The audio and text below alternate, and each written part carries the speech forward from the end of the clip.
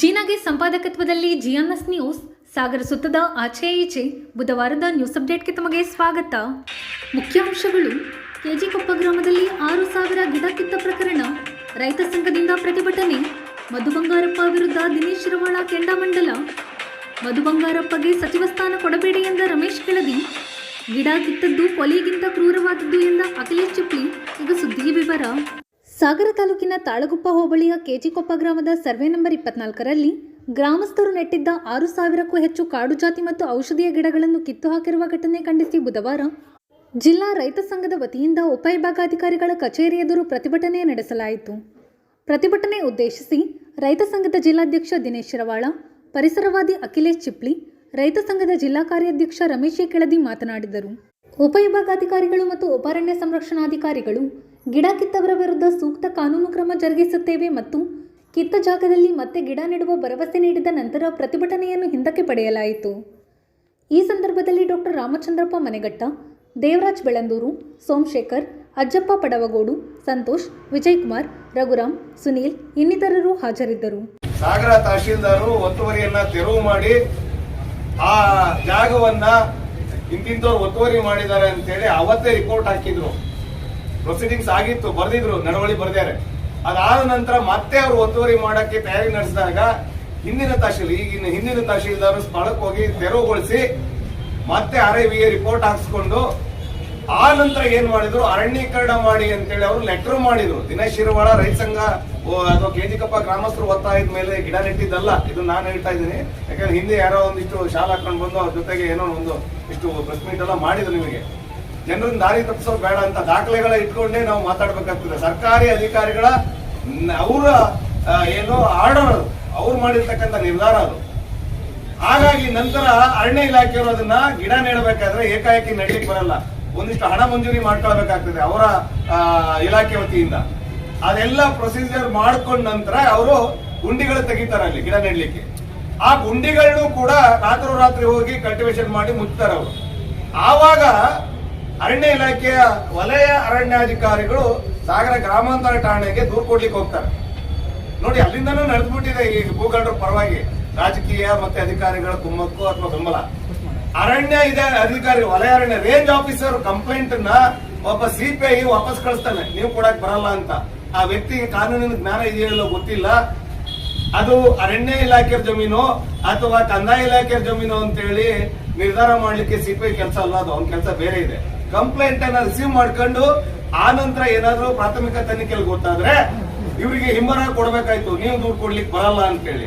ಆದ್ರೆ ಒಬ್ಬ ಗೋಲಿಯಾಡ ಹುಡುಗ ಬರ್ತಾನಲ್ಲ ಸ್ಟೇಷನ್ಗೆ, ಆ ರೀತಿ ನಡ್ಸ್ಕೊಂಡು ಒಬ್ಬ ವಲಯ ಅರಣ್ಯಾಧಿಕಾರಿ ಕೊಟ್ಟ ದೂರನ್ನ ಸ್ವೀಕಾರ ಮಾಡದೆ ಹಾಗೆ ಕಳಿಸ್ತಾರೆ.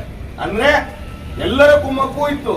ಹಾಗಾಗಿ ಅದು ಅವ್ರಿಗೆ ಯಾವ ಕಾನೂನಿನ ಭಯ ಇಲ್ಲದೆ ನಡೆಯೋದ್ರು. ಆಮೇಲೆ ನಾವೆಲ್ಲ ಬಂದ್ಮೇಲೆ ಗಿಡ ನೆಡಲೇಬೇಕು ಅಂತೇಳಿ ಗಿಡನ ನೆಡ್ಲಿಕ್ಕೆ, ಬಹಳ ಮುಖ್ಯವಾಗಿ ಗಿಡ ನೆಡೋ ದಿವಸನೂ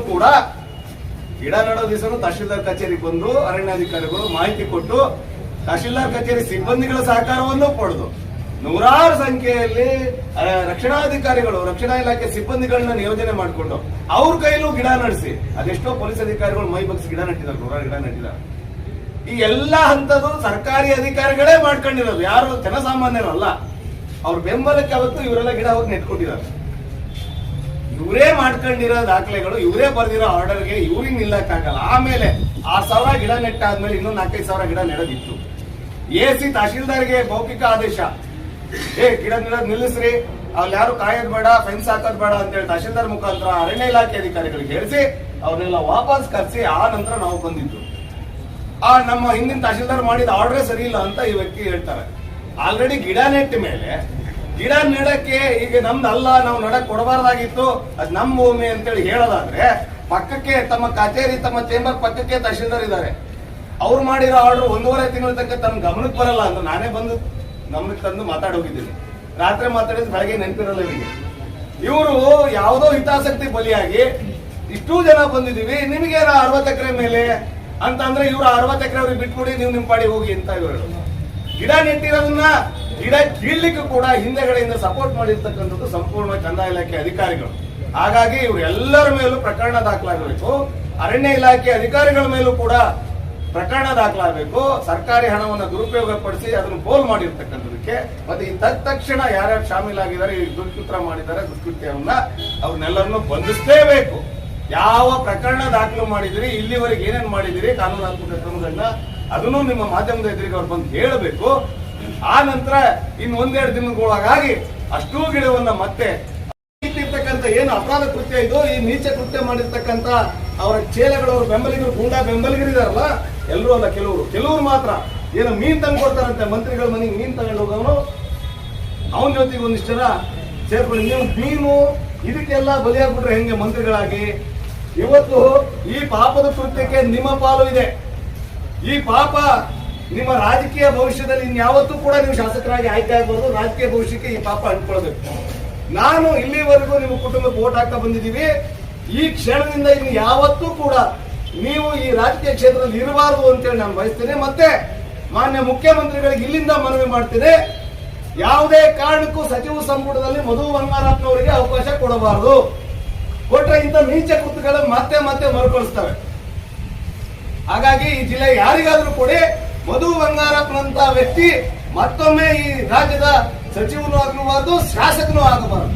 ಯಾಕಂತಂದ್ರೆ ತನ್ನ ಕ್ಷೇತ್ರದಲ್ಲಿ ಇಂಥ ಒಂದು ದೊಡ್ಡ ದುಷ್ಕೃತ್ಯ ನಡೆದ್ರು ಕೂಡ ಆ ದುಷ್ಕೃತ್ಯ ನಡೆಸ್ತಕ್ಕಂಥವ್ರಿಗೆ ಬೆಂಬಲ ಕೊಟ್ಕೊಂಡು ಒಂದಿಷ್ಟು ಕಳ್ಳ ಅಧಿಕಾರಿಗಳನ್ನ ಕರ್ಕೊಂಡು ಬಂದು ಕಚೇರಿ ಒಳಗೆ ಕೂರಿಸಿ ಲೂಟಿ ಮಾಡ್ತಾ ಇರ್ತಕ್ಕಂಥ ಮಧು ಬಂಗಾರಪ್ಪನವ್ರಿಗೆ ಯಾವ ಕಾರಣಕ್ಕೂ ಕೂಡ ಇಲ್ಲಿ ಅಧಿಕಾರ ನಡೆಸ್ತಕ್ಕಂಥದ್ದು ಅಥವಾ ಜನಪ್ರತಿನಿಧಿ ಆಗೋ ಅರ್ಹತೆ ಇಲ್ಲ.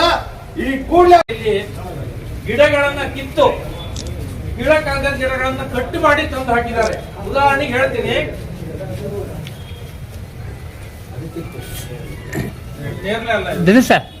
ಇದು ಬಿಳಿ ಮತ್ತಿ ಅಂತಾರೆ. ಇದು ಹೃದಯ ರೋಗಕ್ಕೆ ಔಷಧಿಯಾಗಿ ಕೆಲಸವನ್ನು ಮಾಡ್ತದೆ. ಇದು ಔಷಧಿ ಸಸ್ಯವಾಗಿ ಕೆಲಸ ಮಾಡ್ತದೆ. ಇದನ್ನು ಬಹಳ ಮೇಜರ್ ಆಗಿ ಉಪಯೋಗಿಸ್ತಾರೆ. ಕಡ್ದಿದ್ದಾರೆ, ಕೀಳಕ್ಕಾಗದನ್ನ ಕಡ್ದಿದ್ದಾರೆ. ಒಂದು ಮಕ್ಕಳನ್ನ ನಾವು ಯಾವ ರೀತಿ ಮಾಡಬಹುದು, ಕೊಲೆ ಮಾಡಬಹುದು, ಅದಕ್ಕಿಂತ ಹೆಚ್ಚು ಪಾಪವನ್ನ ಹೊರ್ತಾರವರು. ಇರ್ಲಿ. ಆಮೇಲೆ ಬಿದಿರು ಆಹಾರ ಭದ್ರತೆಗೆ ಕಡಲೆಯನ್ನು ತಿಂತಾರೆ. ನೂರಾರು ಬಿದಿರು ಗಿಡಗಳನ್ನು ಹಾಕಿದ್ದಾರೆ, ಒಂದು ಕಟ್ ಮಾಡಿದ್ದಾರೆ. ನೋಡಿ, ಒಂದು ಗಿಡವನ್ನು ಬೆಳೆಸಿ ಅದನ್ನ ನೆಟ್ಟು ಬದುಕಿಸ್ಲಿಕ್ಕೆ ಎಷ್ಟು ಆರ್ಥಿಕ ಹೊರೆಯಾಗತ್ತೆ. 6,000 ಗಿಡಗಳನ್ನು ಅಂತಂದ್ರೆ ಇವತ್ತು 60 ಕೋಟಿ ಕೊಟ್ಟರು ಅದನ್ನ ಮತ್ತೆ ಮರುಸೃಷ್ಟಿ ಮಾಡಕ್ ಆಗುದಿಲ್ಲ. ಕೆಸಿ ಕೊಪ್ಪದವರು ಪಾಪ ಗ್ರಾಮಸ್ಥರು ತಮಗಾಗಿ ಸ್ವಂತಕ್ಕಾಗಿ ಅಂತ ಕೇಳಲಿಲ್ಲ.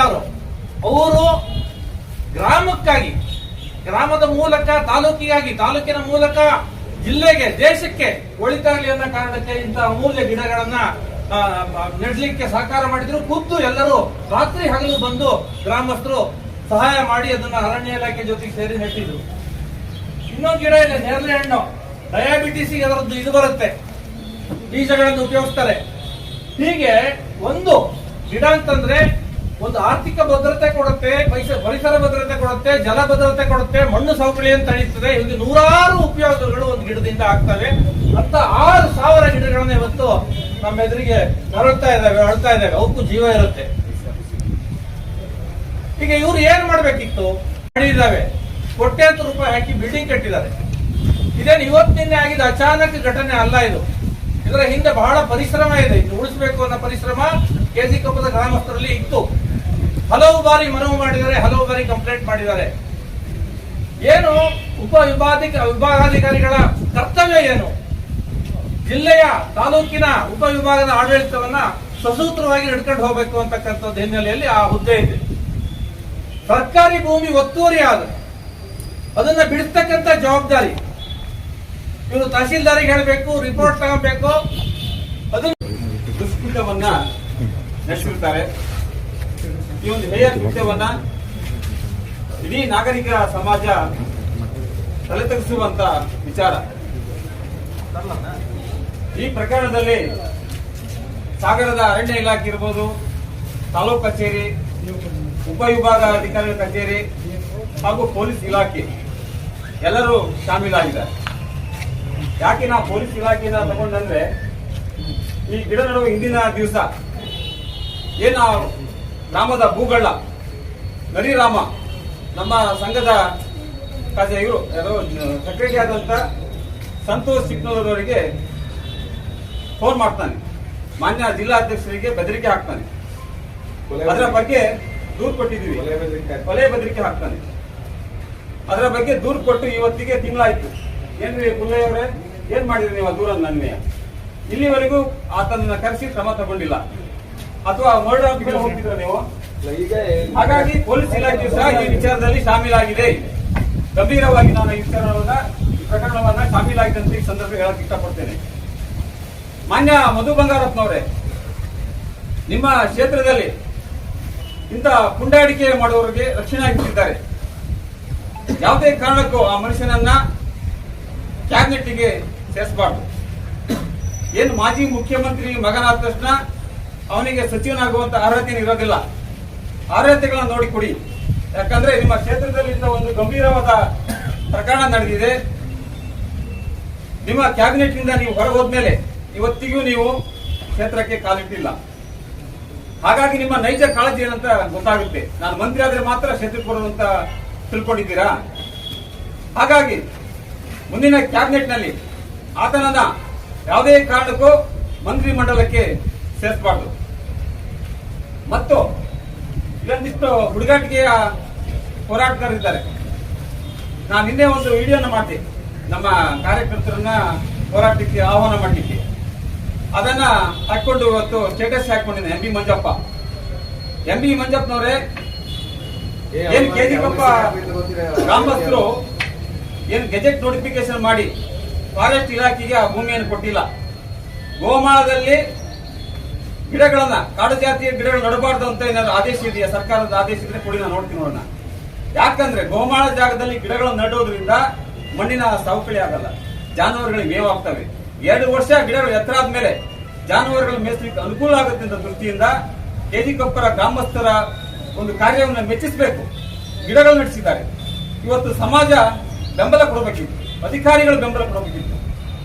ಯಾರೂ ಅದಕ್ಕೆ ಬೆಂಬಲ ಕೊಟ್ಟಿಲ್ಲ. ಇವತ್ತು ಅನಾಥವಾಗಿ ರೀತಿ ನೋಡಕ್ಕಾಗಲ್ಲ. ಇವತ್ತು 6,000 ಗಿಡಗಳನ್ನ ಇವತ್ತು ಸಾರ್ವಜನಿಕರ ಹಣ ಇವತ್ತು ಪೋಲಾಗಿದೆ. ಆದ್ರೂ ಸಹ ಗಂಭೀರವಾಗಿ ಪ್ರಕರಣವನ್ನ ತಗೊಳ್ಬೇಕಾದ ಅಧಿಕಾರಿಗಳು ಇವತ್ತು ಹಾಜರಾಗಿಲ್ಲ. ಪೊಲೀಸ್ ಇಲಾಖೆ ಮಾತ್ರ ನಮಗೆ ಕಾಣ್ತಾರೆ, ಮತ್ತೆ ಯಾವ ಅಧಿಕಾರಿಗಳು ಇಲ್ಲಿ ಕಾಣುವುದಿಲ್ಲ. ಇಲ್ಲಿ ಹೋಗಿದ್ದಾರೆ ಹಾಗಾದ್ರೆ? ಹಾಗಾಗಿ ಈ ಪ್ರಕರಣದಲ್ಲಿ ನಿಮ್ಮ ಇದು ನಮ್ಗೆ ಅರ್ಥ ಆಗ್ತದೆ. ಏನಂದ್ರೆ ನಾವು ಮುಂಚೆನೂ ಹೇಳಿದ್ವಿ, ಹೇಳಿದ್ಮೇಲೂ ಕೂಡ ಅವ್ರು ಗೆದ್ದಿದ್ದಾರೆ. ಗೆದ್ದಿದಾಗ ತನಕನೂ ನೀವು ಅಧಿಕಾರಿಗಳು ರಕ್ಷಣೆ ಮಾಡ್ಕೊಂಡಿಲ್ಲ ಕಂಪ್ಲೀಟ್ ಆಗಿ ಇದು ಮಾಡ್ತೀವಿ. ಅದರಲ್ಲಿ ಹಾಕಿದ್ವಿ. ನಾನು ಮುಂಚೆನೂ ಹೇಳಿದೆ, ಈಗಲೂ ಕೂಡ ಅದನ್ನೇ ಹೇಳ್ತೇವೆ. ಅದು ಥ್ರೂ ಪ್ರೊಸೀಜರ್ ಮಾಡಬೇಕಾಗ್ತದೆ ಬಿಟ್ಟರೆ ನಾವು ಏಕಾಏಕಿ ಅದಾದ್ಮೇಲೆ ಇದನ್ನು ಯಾಕೆ ಹೀಗೆ ಮಾಡಿದ್ರೆ ಅಂತ ಕೇಳಿದ್ರೆ ನಾವು ಉತ್ತರ ಇಲ್ಲ. ಆಮೇಲೆ ಆನ್ಸರ್ ಮಾಡಿದ್ವಿ ರೈಟಿಂಗಲ್ಲಿ.